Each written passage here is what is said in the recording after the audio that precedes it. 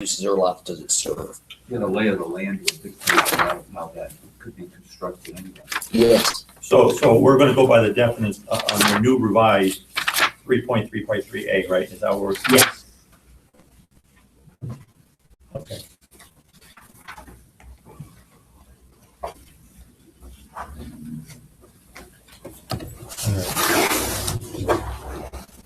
All right. Mara, do you have anything you want to say? No, other than, the comments that were expressed. Obviously, for either a commercial, primarily they're gonna be commercial because our industrial areas are very, very limited. But, in terms of, commercial development, for, manufacturing or similar type use, it's gonna require water and sewer. The property on 201 has two or three water mains running by there down 201, but no sewer. Sewer's about 2,500 feet away. And properties off 164, 138 do have access to sewer and water, but the water service along 164 is very limited in terms of pressure and volume. So any significant development that's going to require a fire suppression system will have to have some kind of auxiliary water source, whether it's a below ground tank or an above grade tank or some type of a bladder. I mean, there's currently a bladder that services the AIM shopping, former AIM shopping center, Target, or Tractor Supply, that area. Well, I'm not reading where it says that we're requiring city sewage, we're definitely requiring some type of water supply. So I'm just, yeah. Well, I mean, typically, manufacturing, industrial type uses need both services. If they're doing any kind of processing, usually water's involved and there's wastewater. So obviously it would be, sewer for that discharge. Okay. And obviously if you have any type of system that requires water, you need an ample supply. So. Sure. Again, for the record, Harry Heller. I disagree that you need sanitary sewer. Many of your light industrial uses. For instance, that industrial park that Mr. Cutlass asked me about in Montville, you have, 15, 18 lots in there. There's no public sewer there. That's a good light industrial subdivision, provides good tax revenue to the town of Montville, all developed with on-site septic systems. Really, for the safety reasons, you do need the water. You have to have the fire. Well, the square footage of the buildings. Yeah.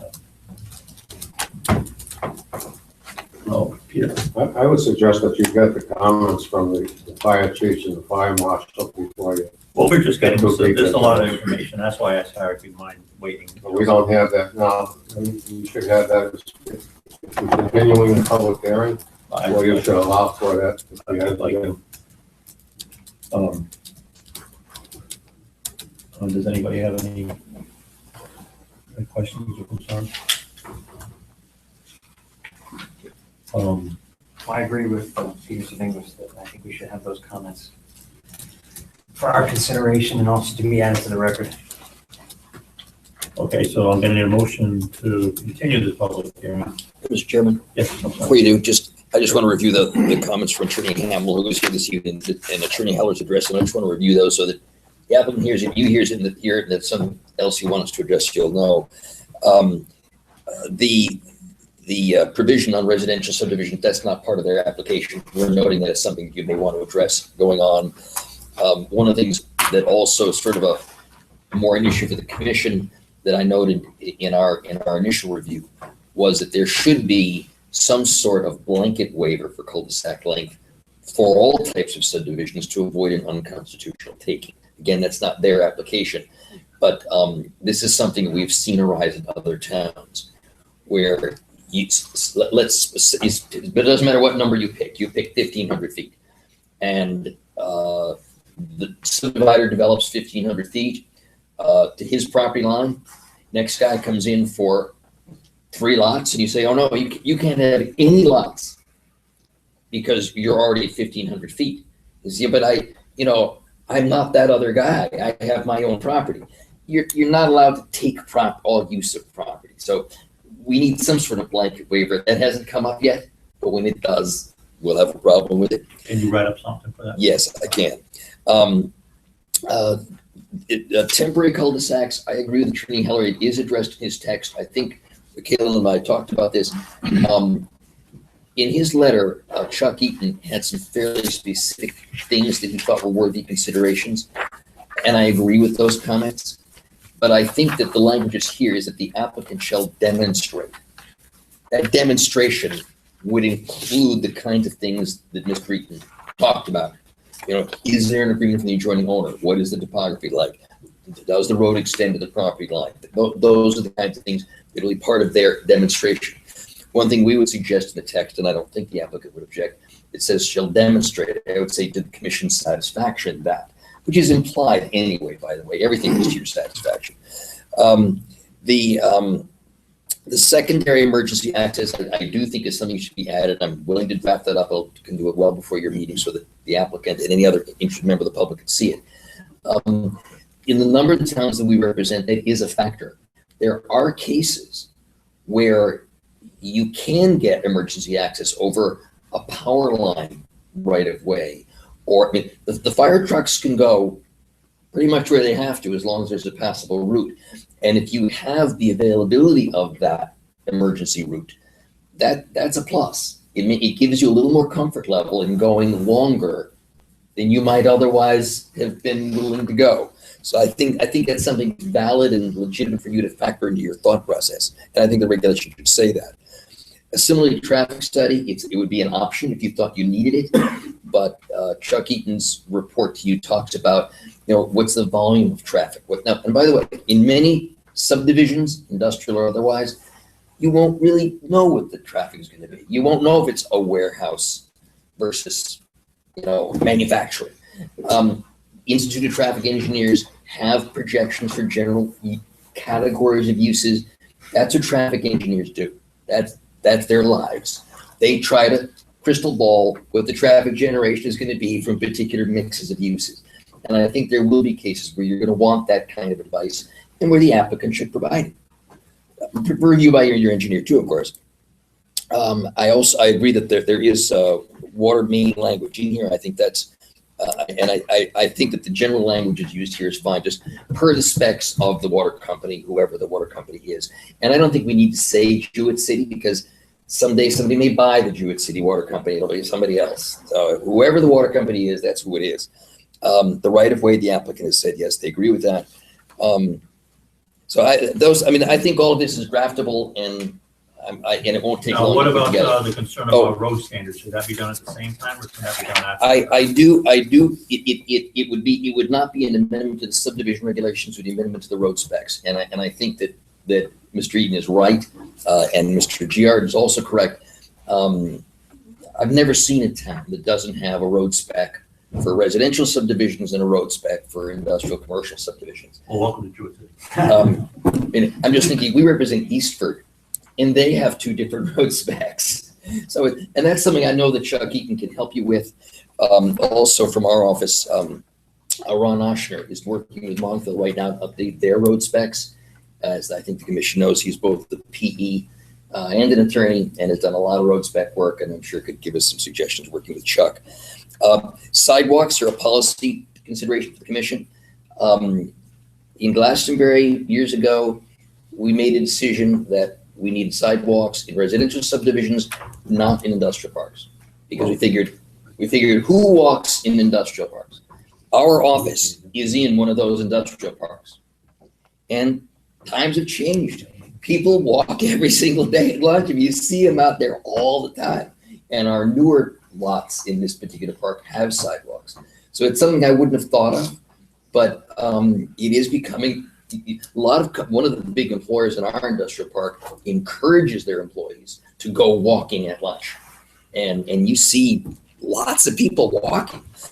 Streetlights, I think, is also, there again, I think it's also something to consider for residential subdivisions, but it certainly is something that should be in your road spec generally for streetlights. But yes, particularly industrial, you could have 3 shifts or 2 shifts. Truck traffic, the town obviously has to pay the monthly charge on that. But if, hopefully you'll get a lot of tax base out of industrial park and that will pay for it. The one thing on the bond, Attorney Heller did not address is, I think the way they amended the statutes just a few years ago, I don't think we're able to do that anymore. The bonding for subdivisions has been really limited for us now, so that they have the option of building it first, building in phases, bonding in phases. We really can't bond a future phase that they haven't done yet.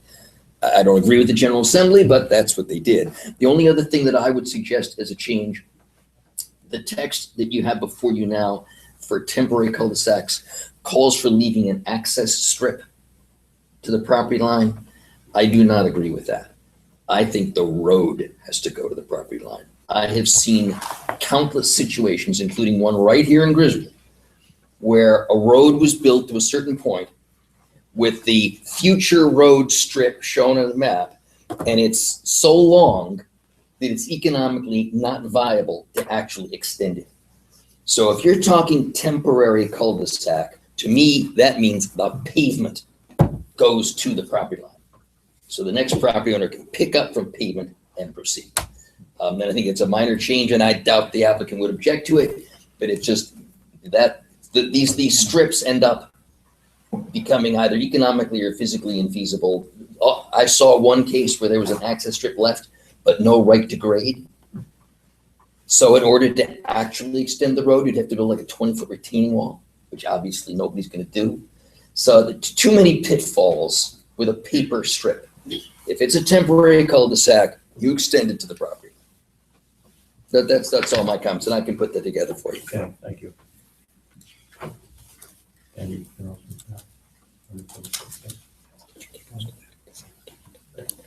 I guess the comment you just raised, Attorney Grants, about extending the pavement all the way to the property line Yes. instead of just an A easement. strip. Now I'm thinking of construction criteria. Now you've got a cul-de-sac Yes, in the middle of this road, yes. and then another strip that continues. So now you part of their construction detail is having an easement area for their snow storage and snow pusher. So now that can't interfere with that continuing strip either. That can't be used as that easement, as that snow storage. So now where are they gonna put it? The road specs that I've seen, by the way, those when you have a temporary cul-de-sac, right, going to the property line, and you have to make it a cul-de-sac, you have those curves on each side. They're called the ears. At least the engineers that I know call them ears, which is a very descriptive term, right? The ears are located on a temporary right-of-way. It is automatically released when the road is extended. And the party doing the extending has the expense of removing the ears and turning, so you don't get road cul-de-sac, like beads, which just looks stupid. So that's a fairly typical construction detail that and then the easement is released, so you have your snow shelf in a linear pattern, and whoever's doing, I'll call them the extender, whoever's doing the extending, they put in a new cul-de-sac at the end. It's their expense to remove the old one and put in a new one. So that's something that can absolutely be addressed. Okay. May I, Mr. Chairman? Sure. Again, for the record, Harry Heller representing the applicant. I do have an issue with that because I think it builds in the very disincentive that they're trying to get away from. With which, I'm sorry, disagree with, Extending, you're talking about extending the constructed road to the property. yes, sorry. If you're developing in phases, let's say it's gonna be a 3,000-foot cul-de-sac, and you've got users for the first 1,000 feet, so you're gonna build that first 1,000 feet of road. The economic cost of constructing that additional 2,000 feet of road to the property line without an end user may have the disincentive that makes the project economically unfeasible. I agree. That's not what I meant. I was talking about the design. You see, right. So that you can still build it, you're absolutely correct. Okay. You still build in phases, but your last phase is to the property line. Yeah, The I know, design. you sure you could, I mean, you're right, you might only have 3 lots sold at the beginning and that you're not gonna build a mile of And all road. all your drainage is gonna be designed from the beginning to go all the way to the. Right, so you've designed it to go to the property line, but no, absolutely, that kind of thing in That's fine. phases is very normal. I didn't mean to suggest that, sorry. Thank you for Yeah, bringing I'm that up. fine with that. Just one question in that regard. If, in fact, the commission's considering subdivision where you have 2 or 3 Ts off of an access drive, are we talking about extending every cul-de-sac to another possible egress point? Or just one to that area? The way that this language is drafted, those would be the very considerations that you would address. You might decide that more than one needed to go to the property line, depending on the use of the adjacent property, the topography. And you're not gonna aim a temporary cul-de-sac into a wetland, because it's not gonna get extended there. You're not gonna end it into a, mountain ledge. You're not gonna extend it you're not gonna extend it into existing development, that stubs off in a development that already has access. But those are exactly the kinds of, that's your planning hat as a planning and zoning commission, is you're gonna look at the area surrounding this parcel. What is the development potential? What is a logical road pattern? And which one should be extended and which one's not? And this gives you that discretion, and I think you should have that.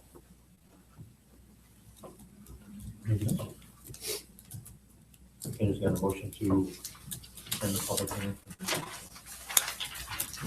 Thank you. I put it out till May, just Perfect, thank in you. case something happens. You got nice handwriting. And I print, so you can read it. I would just double check. If there's any questions or comments. Does any more, any comments or questions from the public at this point? Any more questions?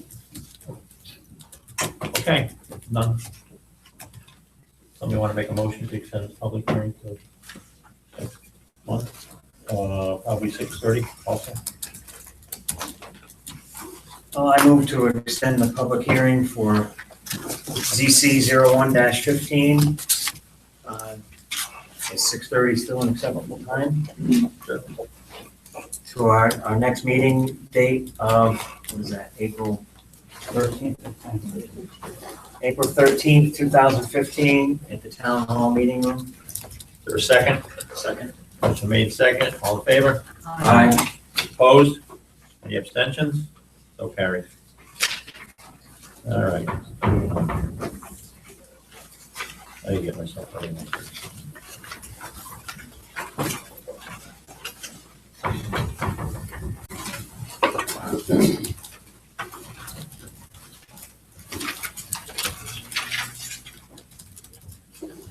Okay, I'd like to call the regular meeting to order. The time is 7:22. We actually turned that clock back. Good job. My name is Warren McKinney. To my left is Gordon Kenny. To his right is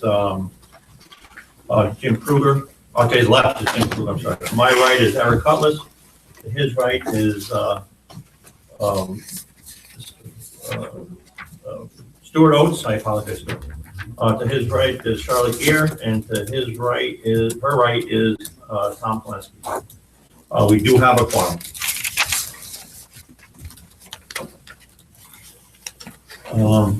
Has everybody read the minutes for approval?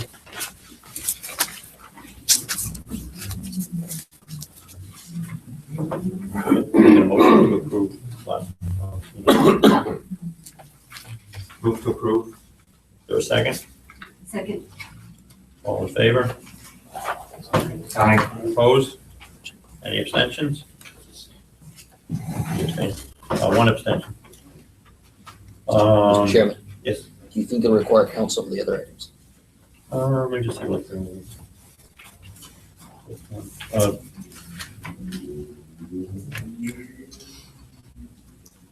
I don't think so. What do you think, Mara? Do you think we don't? We don't. No, I don't. Looks like pretty much boilerplate stuff. Okay, thank you. See you next month. All right, thank you. All right, correspondence with Pat Mario, what do you got for us? Just informational, trying to get the list of planning and zoning, before we do all this, some interesting articles in there.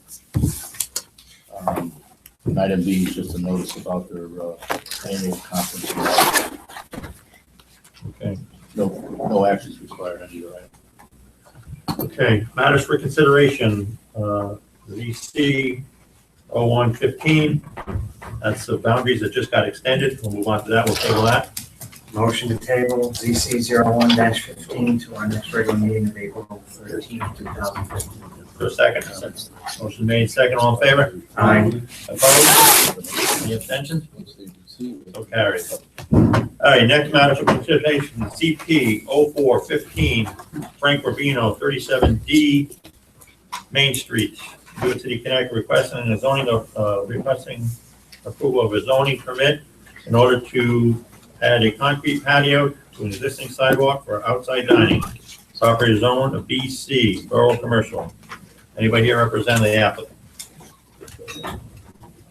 Come on, just say you have to say your information for the record, please.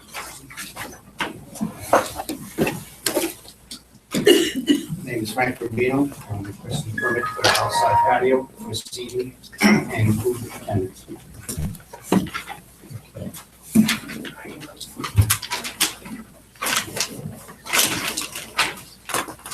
We should have all the updated.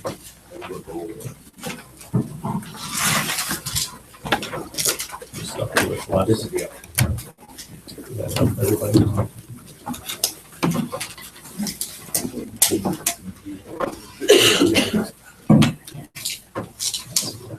Okay, one of the things that we had concerns about the last time, we're very, well, I can't talk for everybody, I think it's a good thing you're trying to do. Our only concern is we're concerned about the property line and who owns it, and if it's a right of way, and it's a town road. And I know Mario did some investigation on it, and in talking to him, he wasn't 100% comfortable with what's going on. I just think we need to know who owns that property before we can put a sidewalk on. I mean, It's deeded rights. The solar owns almost the middle. Aramon's, which is now the Chinese building, owns 8 feet from their building, and then this building owns the rest. I would just like to see that in writing on here, so that somebody that comes to us later, because you're gonna change this to a one-way road now, which is kind of 2 ways now, right? And we were told by that this might have been tied into the Brooks or CBS or what, Right, it angles off from Aramon's to here, and the building owns to here. And what about all this Actually behind it? parking back here and all that stuff. What's Behind the immediate, my building is owned by Andy Solar. But there's a berm there, and that pond is owned by Rite Aid. And it's kind of angled from Aramon's to, there's a telephone pole in the middle that Aramon's owns.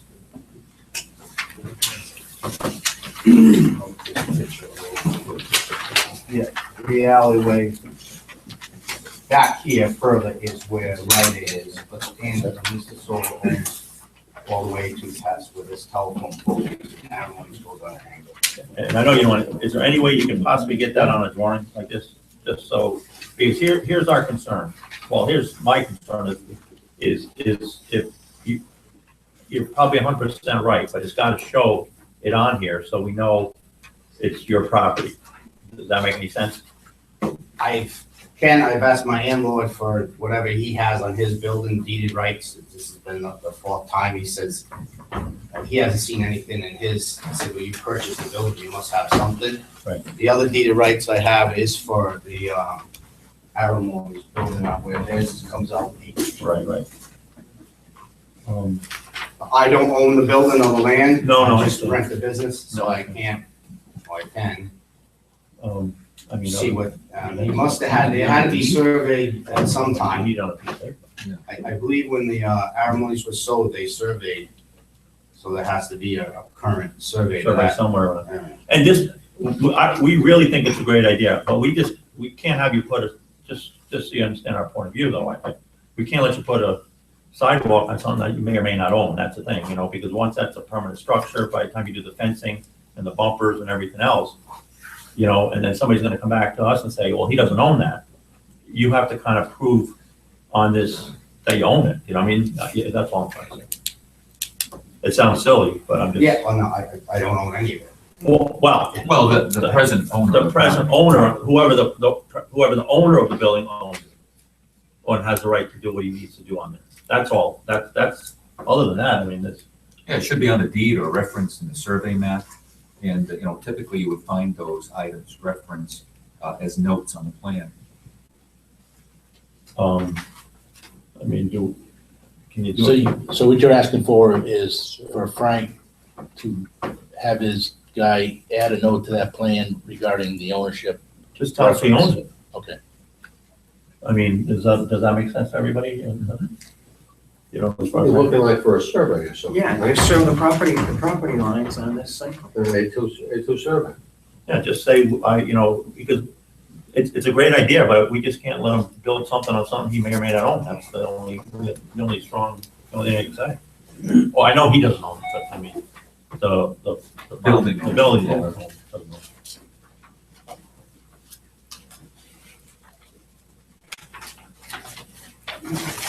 The survey. If you have it, that'd be great.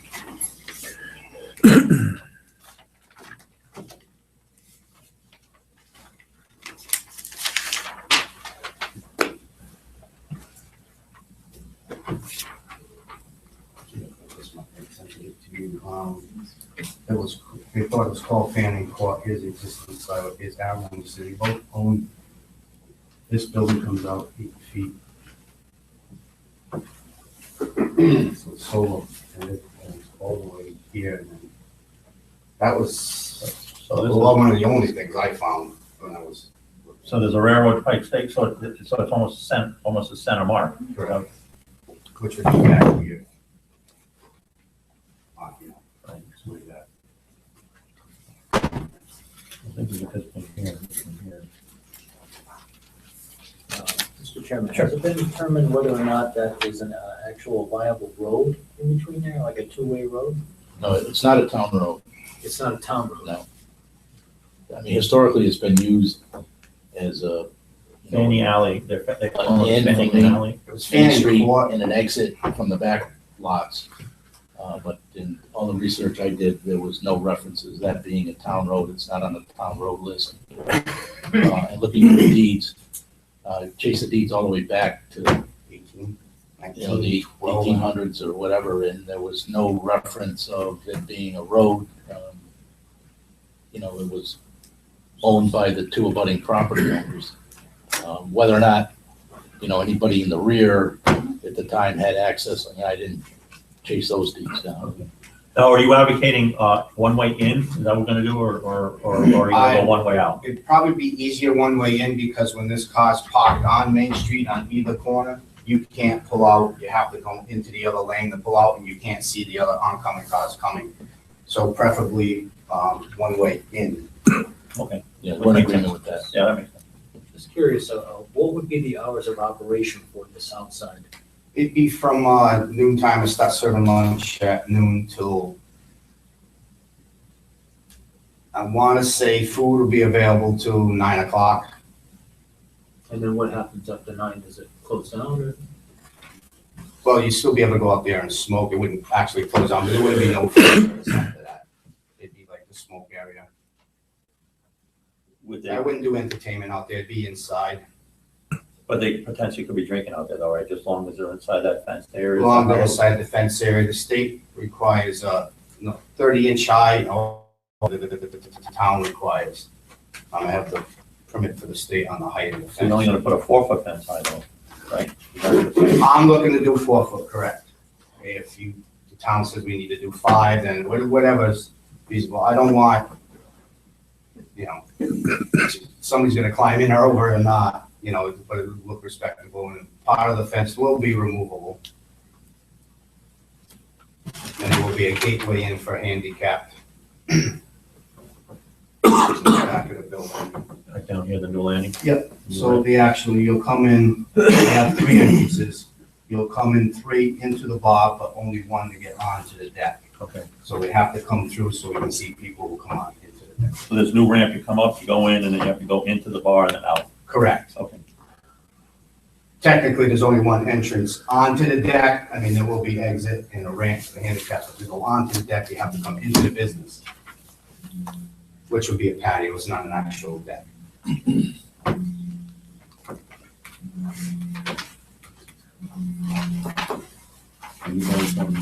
Any comments about? Well, I think if you could take that sheet that shows the property lines and just make sure the dimensions match and lay it out on here. You should have a letter from the fire marshal on that.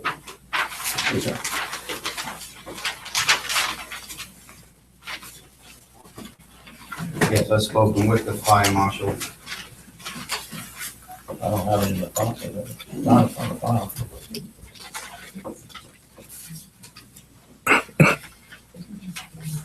Everything should be decided. Frank, he was gonna write something up for that, wasn't he? You dealt with Fred, right? Yeah, I talked with Fred. The only difference is the one exit inside the building, which would go onto the deck, is an emergency exit, which I would have to move the sign, just make it a regular exit and move to one of my other exits for an emergency. It's not on the file. I know it should be, but it's not.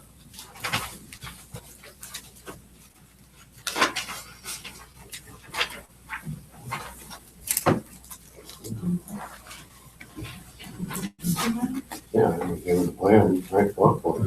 All right. So what did the fire marshal say?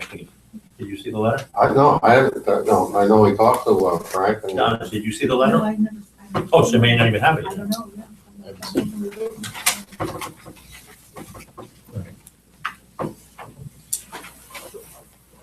Okay, do you think you could get us on that drawing, this information, and then come back next week and we can put this to bed, or? Next month, I'm sorry. Yeah, I can see if I can find this further. Okay. If you don't mind, if the commission doesn't mind, I'd like to address you, Kevin Schoolcheck, First Selectman. Obviously, we talk about economic development, the downtown Putnam theme, so this is a nice conversation you're having. The other thing I want to point out is we've reached out to the DOT, and they certainly verbally, I'll get something in writing for the commission, are in favor of that not being an access point. It is, as you come by Rite Aid, that's a pretty dangerous area, because you have cars exiting there at the same time, or, traffic flowing. So I think the DOT certainly is in favor of seeing something restricting the traffic flow there. So I'll get that for the commission now.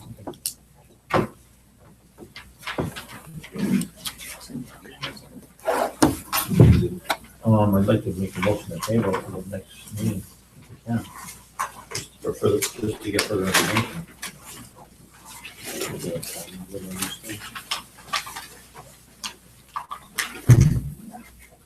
I make a motion that ZP 04-15, Frank Girovino, 37D Main Street, Jewett City.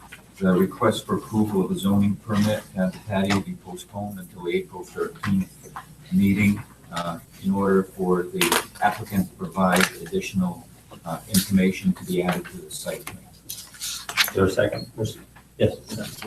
What's the application date? Is there a time limit on this? Just came in, right? Because we, Yeah, at the bottom of the page, it should have the date that came in of the application. 2/9, 2/9. 14, this thing just came in. It's all good. We're good. 2/9/15. 14, why does it say 14? Because that's just the 14 instead of 15. It came in Chairman, the original application was denied without. without prejudice, so he could get the additional information, because at that time he was getting close to the. So we didn't put a new application in, he didn't pay new No, fees? he put a new application. Okay, Yes. but we waived the fees? Yes. Actually, the date is 12/26/14. That was the original one. That was the original? That was the original one. All right, Donna, for the record, what's the date of this application?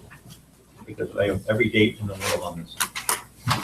Well, let me see, Oh. because Okay, date of receipt, February 9th, February so it 9th. says 14. I know, I said that's not correct. It's 15. But yes, it came in for the meeting day, we had to cancel the, Okay. so So we have one more. we haven't. Okay, thank you. So, this is a different one. These are the originals. All these on the. Yeah, not all of them.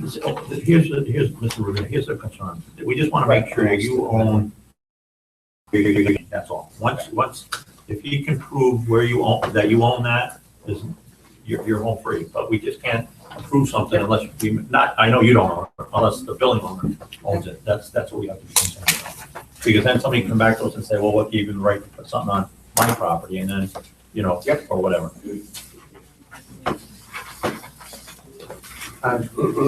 Also, maybe on the site plan, something for stipulated signage for one way, enter at one end, one way entrance, the other end, do not enter. But that's the signage thing.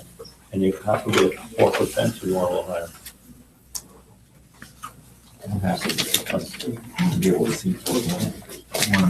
I'm just going out. You'll keep the dogs down. Keep the dogs out, yeah. All right, is there a motion made second, or do we leave it? There's a motion and a second. All right. Discussion. Discussion, all in favor? Aye. Opposed? Any abstentions? So Mario, can he, Yeah, I'll get together with Frank. maybe put Square those away. changes on there just so he remembers the signage issues and. Thank you. Okay, moving on. SE 01-15, Telcon Connecticut, Inc., 43 Stenicky Road and 176 Rickstown Road, Wiswell, Connecticut, requesting approval for special exception for earth product excavation and removal. Operating is done in 2 phases, with all material being taken from the site and hauled to the processing plant located on an adjacent site. The real property located at 176 Rickstown Road. Property is owned in commercial. Anybody here representing?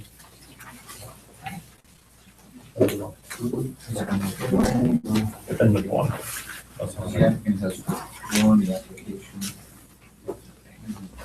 Subject to the consulting engineer site. Okay. So, I don't think we can read it. So, I saw you hanging around for something, Harry. I didn't know what you're hanging around for. for Christ's sake. Are you here for that? Yeah, we withdrew the application because when we got the review comments in, the review engineer was correct. There's a wetland system across Vicky Road from this property that's within the 150-foot commercial industrial upland review area.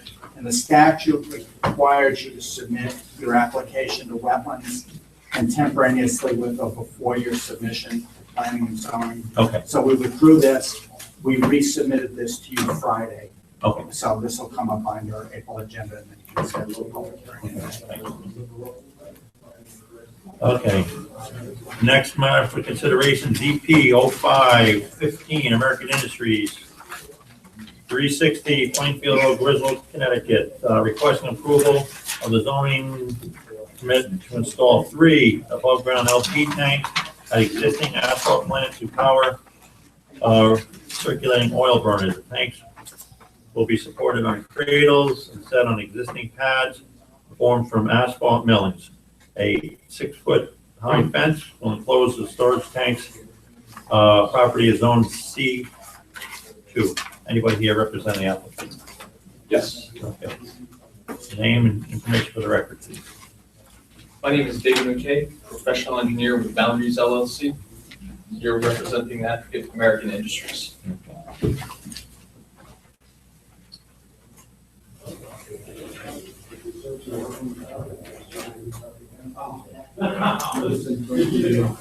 So, as described, the proposal is to install some above-ground propane storage tanks or to power the circulating oil burner. This is a overall view of the American Industry site on Plainfield Road. You can see at the north end of the facility is where the proposed tanks are going to be installed. Right here is the asphalt plant. And that's approximately where the tanks would be installed.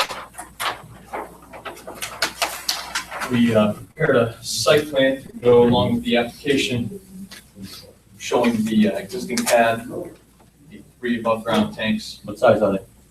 There are 2 1,000-gallon tanks and 1 500-gallon tank. Okay.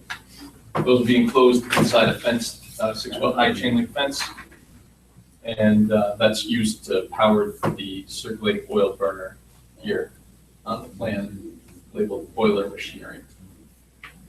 And what that oil burner does, it heats oil that circulates through the tanks to keep the liquid asphalt at the appropriate temperatures. Is that being run on oil now, and you're changing it to propane? Yes. Okay, Yeah, so it's this not is gonna be the- as smoky as it than it used to be, correct? This is in order to convert the plant, or the circulating oil burner to Okay. propane. And the piping from one to the other, is that going underground or above ground? That would be underground piping. Okay. That's expected to be part of the application for building permit, Okay. home permit. This process, we submitted this packet of information to Mr. Marzick regarding some questions he had about the proposal. He reviewed the information and provided us with this email, and I can read that for the record. Afternoon, Mr. Police, based on our conversation this afternoon regarding the site plan review for the proposed 3 LPG tanks and enclosure at the American Industries Asphalt, provided the following. Site plan. Number 1, the location of the intended storage area appears to be satisfactory for distance, safety, and general enclosure. Number 2, there are a few items that need clarification on the intended process of filling bottles and related questions that can be resolved for submission of the final design and full compliance. Number 3, in terms of site plan submission, this office finds the site plan satisfactory. Respectfully, Fred Marzick, Fire Marshal, Griswold.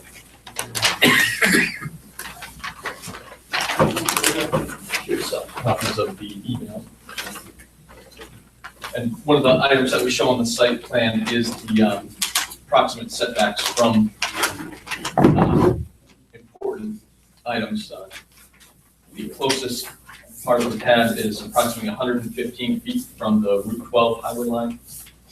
And then the other corner is approximately 310 feet from the limit of wetlands on the other side of Johnson Cove Road, and 290 linear feet to the approximate property line in the vicinity of Johnson Cove Road. That's the information we have about the proposed site plan and the storage tanks in order to change the circulating oil burner from diesel to propane as its fuel source. Any questions? Any questions for me now? Dave, is that, it looks like it's far enough from any potential truck. Yes, truck traffic circulates through here. This is along the edge of the paved area.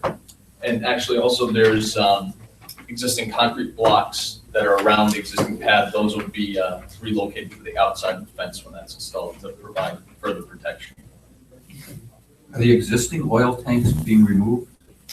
No, this is just to power the circulating oil burner. The existing tanks are still in place to power the rest of the plant.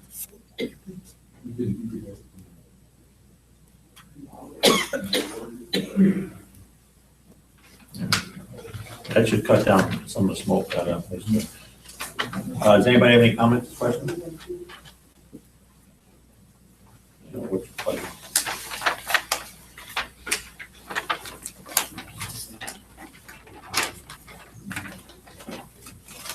I guess I would ask the applicant, is this in accordance with what DEP is requiring of this property as far as improvements for water and air quality and spill prevention plan? Is this incorporated into that plan as well? Go ahead and answer that call. For the record, John Felicia Boundaries. This is one of the steps in the process to bring the plant into further compliance with the appropriate standards, and this is just one of the steps. Originally, the building permit application was filed for the propane tanks Upon Peter's review of the sketch that was provided, there was some inadequacies with in terms of location and function and how it was gonna work. So at that point, Peter directed Pat to have a site plan prepared, which is what we've done and why we're here today. Again, as Dave mentioned, it's outside of any of the other appropriate setbacks that are required, but it gives Pat an opportunity to get some of that plant converted to a cleaner fuel source. Thank you. Thank you. Says the town planner will update the commission on the status of the application. Yeah, the only item that we had received was the report from the fire marshal, which has been received, so from the zoning standpoint, we're good with it.